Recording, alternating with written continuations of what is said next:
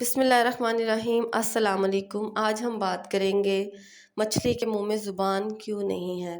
اللہ پاک نے جب آدم علیہ السلام کی تخلیق فرمائی اور فرشتوں کو حکم دیا کہ تمام فرشتے حضرت آدم علیہ السلام کو سجدہ کریں، اللہ پاک کی حکم بجاوری لاتے ہوئے تمام فرشتوں نے حضرت آدم علیہ السلام کو سجدہ کیا، لیکن ابلیس نے اسے انکار کر دیا۔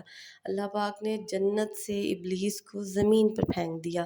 زمین پہ ابلیس نے آ کے سب سے پہلے ایک مچھلی کو دیکھا۔ مچھلی کے پاس جا کے ابلیس نے آدم علیہ السلام کی تخلیق کا سارا واقعہ، سارا قصہ بیان کر دیا، اور یہ بھی بتا دیا کہ حضرت آدم علیہ السلام اور ان کی نسلیں بحر کے جانوروں کا شکار کیا کریں گی۔ مچھلی نے یہ بات جا کر تمام سمندری جانوروں کو یہ باتیں بتا دیں۔ اللہ پاک نے مچھلی کو سزا کے طور پہ تمام بحر کے جانوروں سے زبان چھین لی۔ تو یہ تھا آج کا ہمارا قصہ۔